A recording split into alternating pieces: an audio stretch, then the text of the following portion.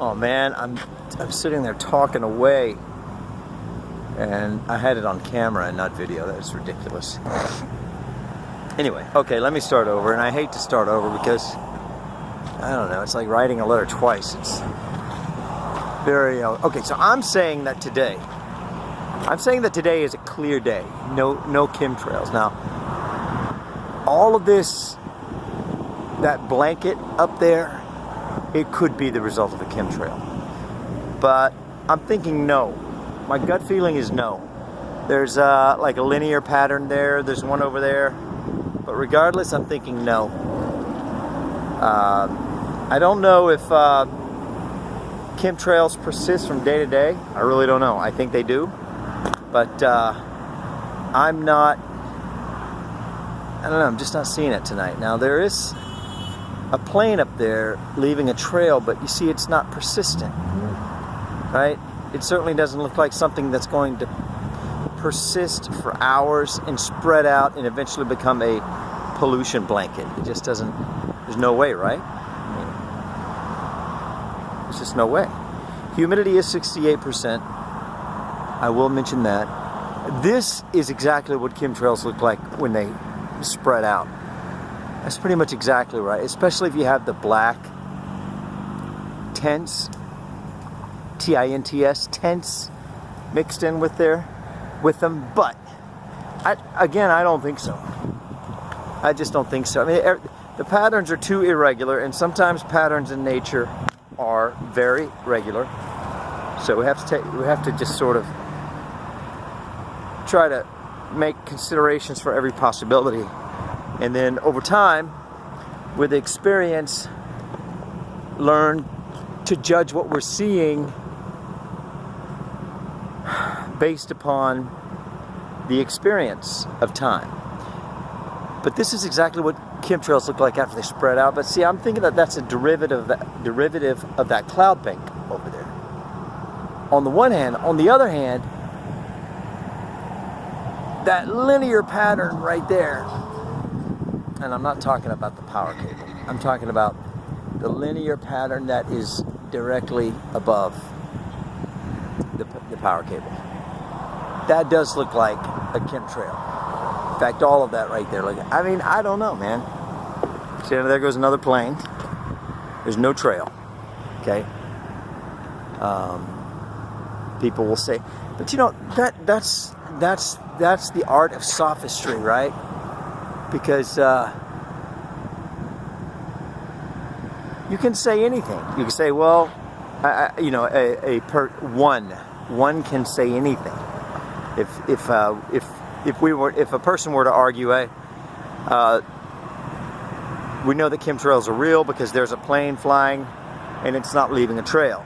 People say, well, that's because it's not flying high enough, or it's because of the humidity, or it's because it's not a jet, or it's because it's not a Pratt & Whitney, or it's not a Rolls-Royce engine, or it's not, it's not, it's not painted with the same kind of paint, or it's not going a certain speed. I mean, it just, what the defense, the sophistry that a person can engage in is limited only by their own personal creativity, right? Creativity combined with some technical knowledge, and obviously the more creative they are, the better they are at sophistry. The more technical knowledge they have, maybe they're good at sophistry, maybe they're not. It definitely helps, but creativity is the critical part of being really good at sophistry. In other words, at saying things that are compelling and convincing.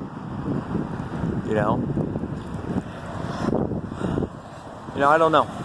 That's definitely exactly what a chemtrail looks like with that right there. All of that. And as a matter of fact, all of that is. And I'm sorry, the more I look, the more linear patterns I see. There's a linear pattern right there. But nevertheless, I'm still going with no. I'm still going that this is a chemtrail-free day. That these are natural clouds, especially that stuff over there. Highly irregular patterns. This is very suspect, but I'm going to go with no. I mean, because it just looks too much like it's coming out of that. It's a derivative of that cloud bank over there. So, but who knows what can happen overnight? to this stuff that they put in the atmosphere. I mean, who knows? You know, it could create new patterns, you know, overnight. I mean, but I'm still going with no for today. So that's Tampa Bay chemtrail update for today. There was one thing else I wanted to say about conspiracies.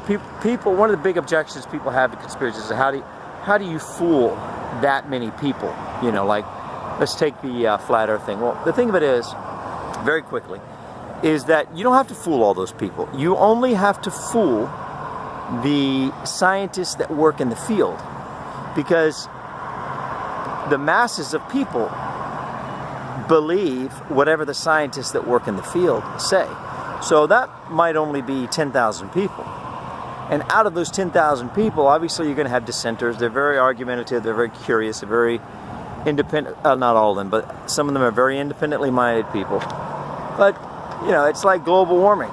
You know, they figured out ways to sideline and silence and ostracize and threaten people with their paychecks, so that they either were silenced or they just gave up and figured it wasn't worth it. You know, well, that is being silenced. So either they were silenced or they were pushed out of the field, you know, or they were not silenced, but they were muffled.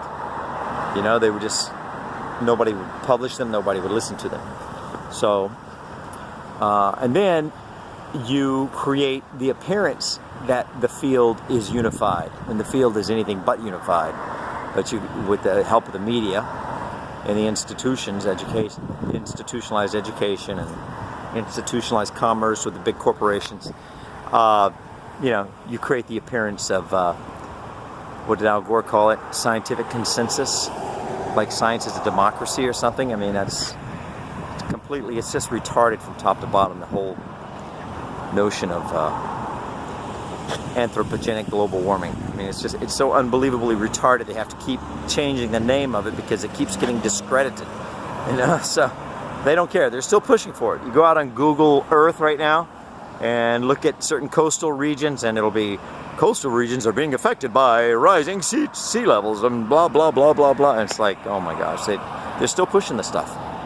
You know, and if they ever get Trump out of office and they get their foothold back into the halls of power, again, with respect to the institutions, the institutionalized education, institutionalized commerce, institutionalized government, institutionalized religion, on and on, so on and so forth.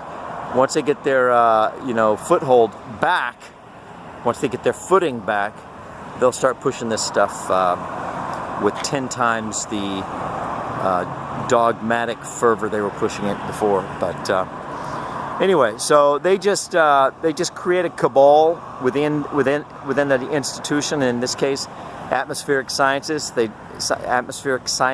just create a cabal, and a very authoritarian, thuggish cabal that pushes the rest of the people in that field of study around, and either pushes them around and gets them to acquiesce, to agree, or either silences them, or muffles them. And by the distinction between silencing and muffling, to me, is that if you silence somebody, it means you intimidate them and they stop talking.